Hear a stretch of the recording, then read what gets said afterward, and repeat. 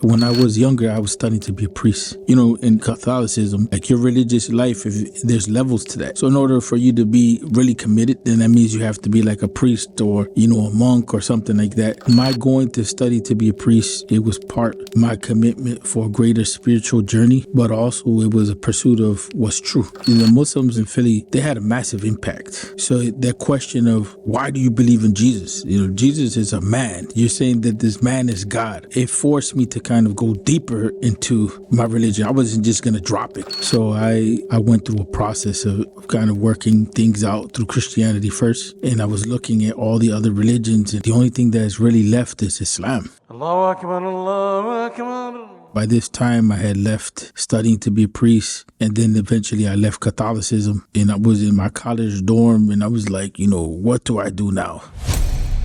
Assalamu alaikum wa rahmatullahi wa barakatuh. Wa alaikum salam wa rahmatullahi wa barakatuh. Tell the people your name and where you're from.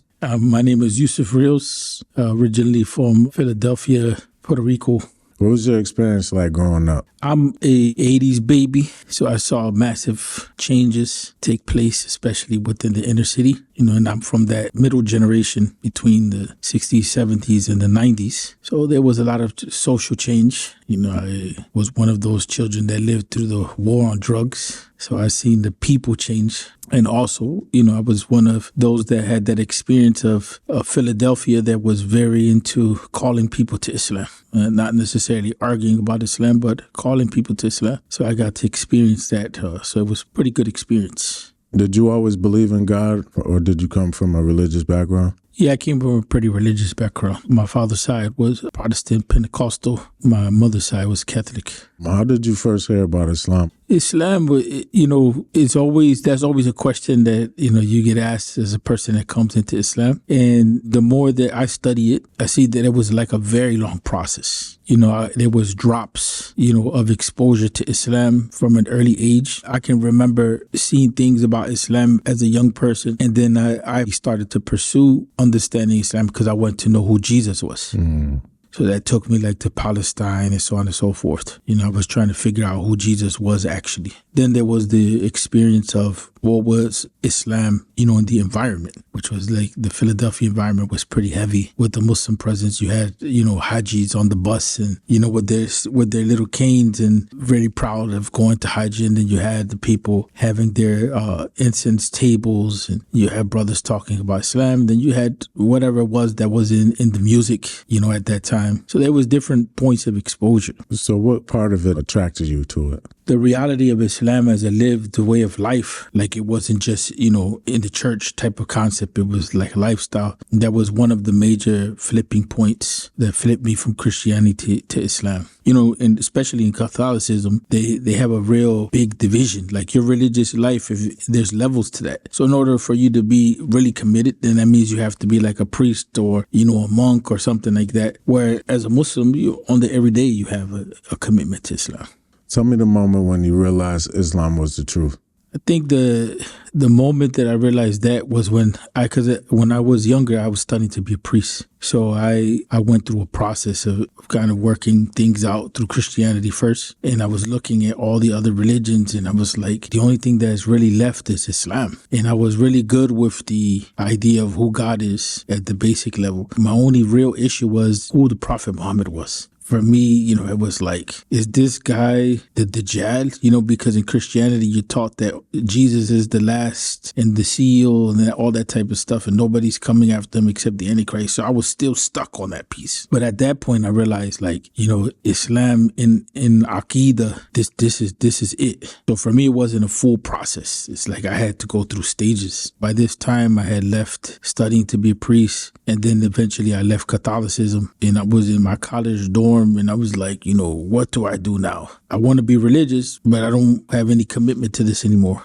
So can you tell me why you left Catholicism? Firstly, my going to study to be a priest, it was part of my commitment for a greater spiritual journey, but also it was a pursuit of what's true. The Muslims in Philly, they had a massive impact. So that question of why do you believe in Jesus?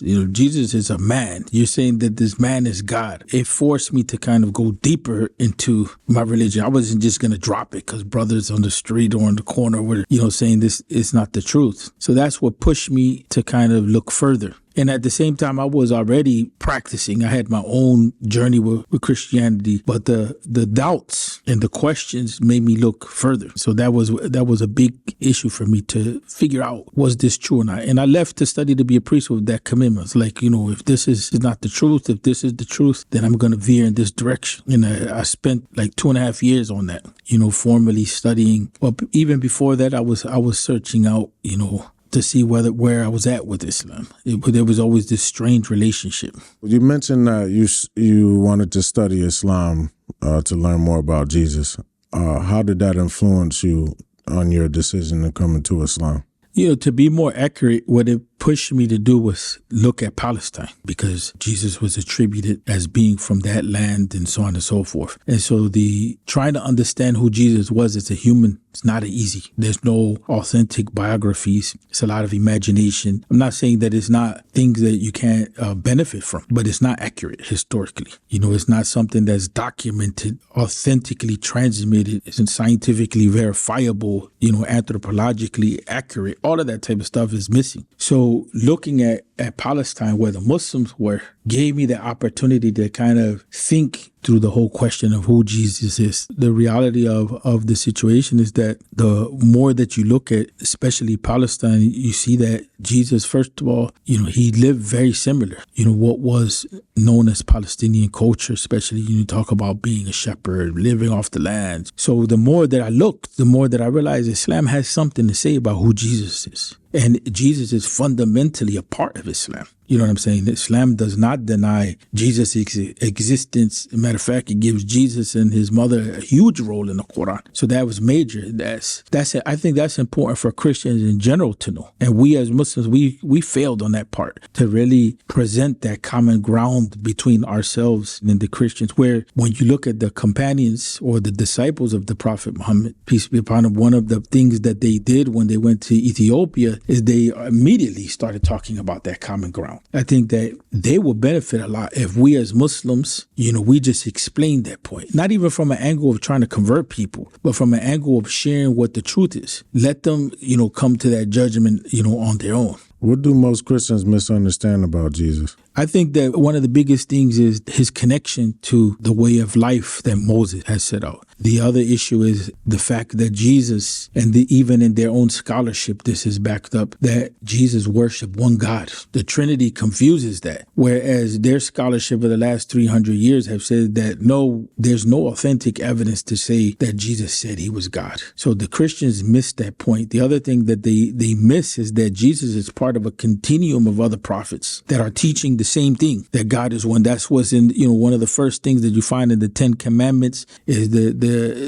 what we call the Shahada, what the Jews call the Shema. Hear ye, O Israel, the Lord your God is one. They miss all of those points. And so when you look at Jesus, he's bringing these realities. The other thing is that Jesus on the ground, he was walking with the poor. He was reforming the practice of those who claim to be the followers of Moses. They miss that point completely. But I think the essential piece that they miss out on is that Jesus was teaching the same religion as Moses. And Moses took the children of Israel to the desert for years, decades, to teach them the oneness of God. So how can, at the end of all of that struggle that Moses is having with the children of Israel, how can Jesus turn around and flip it and say, well, me as a human, I'm God? That's something that I think that is overlooked. Also, just the Quranic story of the virgin birth, they missed that point, that's in the Quran as well. Those are things that have to be brought out. I think the more that we do that, the more that it will help converts come into Islam better, easier transition. But I also think that it will help their families find some sort of common ground, or have some language that they can use to explain to their family, like, I'm not totally denying Jesus. I'm just denying this aspect, or at least give them some room, to make it easier. When did you take a Shahada, and how was that experience? It's been over like maybe 25 years now. My experience was really odd, man. It was a really odd experience. Firstly, I ended up taking Shahada in the Midwest. So I was going between the Midwest and Philadelphia because I was studying in the Midwest. I remember I was like reading books, and then I came to this point where I was like, maybe I need to go further with this. And at that time, I was calling the masajid. And some of the masajid, they had these phone, you remember those quarter phone booths? There was one of the masjids, Masjid Nord in Cleveland had that. And I was talking to one of the brothers and he was coaching me. And eventually this brother, he even taught me Al-Fatiha. He was coaching me, but I still wasn't 100%. So I opted to go to another masjid, another neighborhood, because I was like, I was outside my zone completely. I was in another city. I was in Cleveland. And when I get there, I encountered layers of rudeness. The first time was like I was in the stores where the Muslims were at, and it's very abrasive. Then when I went to the masjid, I encountered this guy telling me like, what are you doing here? You know what I'm saying? It wasn't even welcoming. And so then they made me wait, to take my shahada. And one of the brothers, he was a convert. He was Muslim for a very long time. But it was more me. You know what I'm saying? But if I would have went with that flow that they had or that environment or the treatment, it was very rude. You understand what I'm saying? It wasn't very welcoming. So that was my first encounter with the Muslims at that level, which was very different than my encounter with the Muslims in Philadelphia at that time. Philadelphia, Jersey, actually. It was more inviting, like, brother, why don't you learn? Why don't you study this? It was more of like an initiation into like some sort of brotherhood. But what I was encountering was rude behavior, rude behavior. But, I stuck with it, ended up taking my shahada. I remember it was one sheikh, his name was from Bangladesh, Muzammil. He was with a brother African-American brother from Tabligh Jamaat. He was their Amir. They're sitting debating about whether I should take ghusl or not in the masjid. So I said, look, man, I came in here. I came in here with ghusl already. I'm not going to take ghusl in the masjid. You know what I'm saying? But that's the type of stuff that I had encountered. After you became a Muslim, what made you want to pursue knowledge? When I came into Islam, I already had some religious training and background. My early youth, I struggled a lot. In my early youth, I went through a lot of phases, especially I was in the street for a little while in my early youth. But I think due to my family background, I had something to fall back on, which a lot of people didn't have that, background to fall back on. So by the time I hit my late teens, I was already in that process, of kind of like changing myself, working on myself. So by the time I reached Islam to take Shahada, it was based on like a knowledge experience. You know what I'm saying? It was more of a knowledge-based experience than it was like just emotional. So when I took Shahada, I had some understanding about what Islam was about, and it was just kind of a transition more than anything. I felt like it was like a coming home to, like it felt more natural. How did your life change after becoming a Muslim? Piggybacking off of the question on knowledge, I came into Islam with some understanding, and there was a lot of confusion. There was a lot of confusion, a lot of different groups. And I came in a strange time.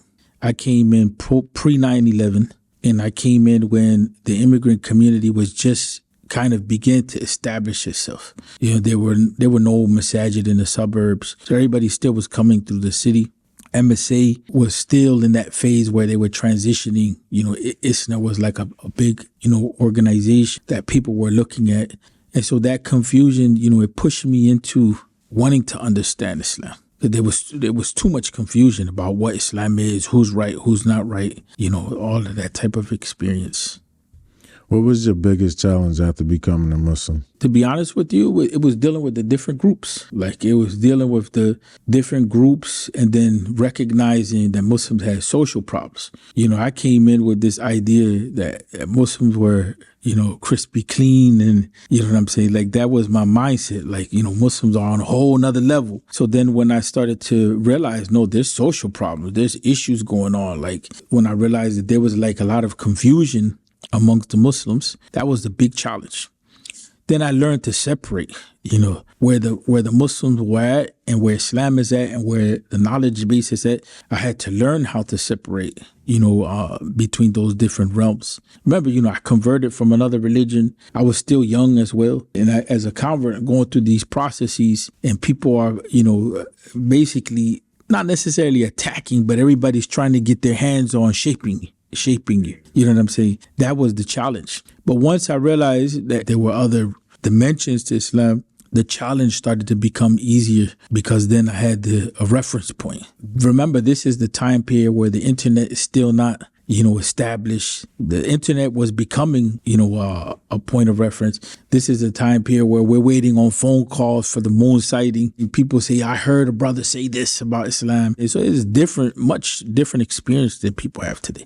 But books were beginning to be released. People were going to go study. You know what I'm saying? There was a lot of sacrifice being made. So that's why I said that I lived in a transition, period. Life was a lot different back then.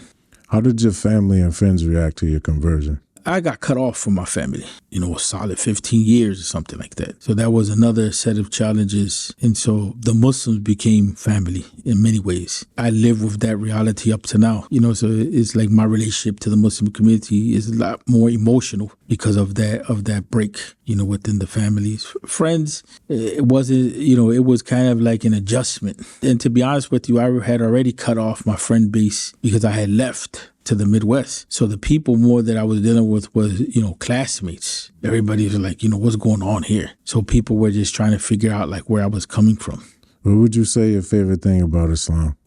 The favorite thing about Islam is the reality of the authenticity of the Quran, clarity, was fundamental. Islam is about practice and knowledge. And it's not just theoretical, but it can be understood. It can be implemented. So the ability of us to understand it and put it into our lives, that's a big deal for me. What's your favorite thing about Allah? Favorite thing about Allah is that Allah comes through. Allah comes through. That one of the things that in my experience as a Muslim, there's been many situations where you're just in a hole and then you turn around and it's just, everything just changes almost, from night to day. You know what I'm saying? So I think that reality of having your dua answered, I think a lot of us have had those experiences. Sometimes we overlook them. Somehow, some way it comes through. Your relationship is not a third party. It's between you and Allah. What's one of your favorite hadith or verses in the Quran?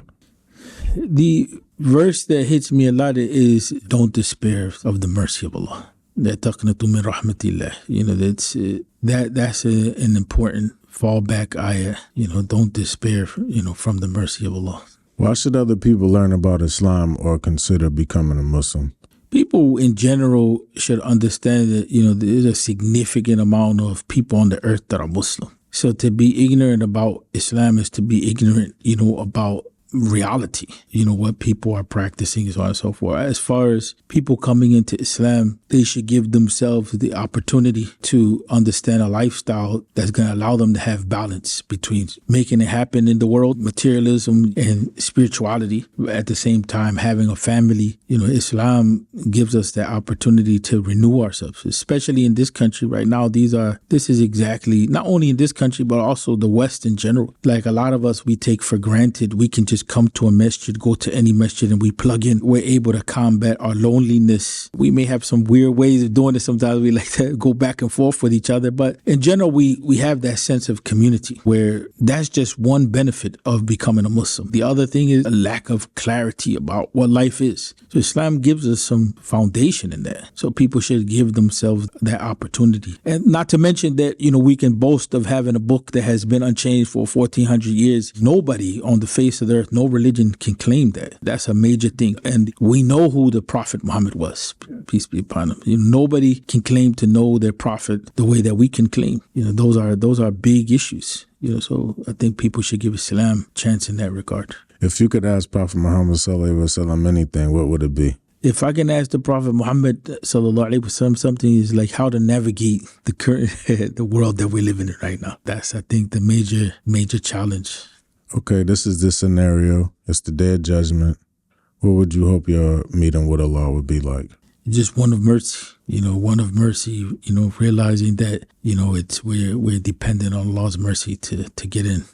Thank you, brother. Barakallah feek. Wa feekum barak. All right, assalamu alaikum wa rahmatullahi wa barakatuh. Wa alaikum salam wa rahmatullahi wa barakatuh.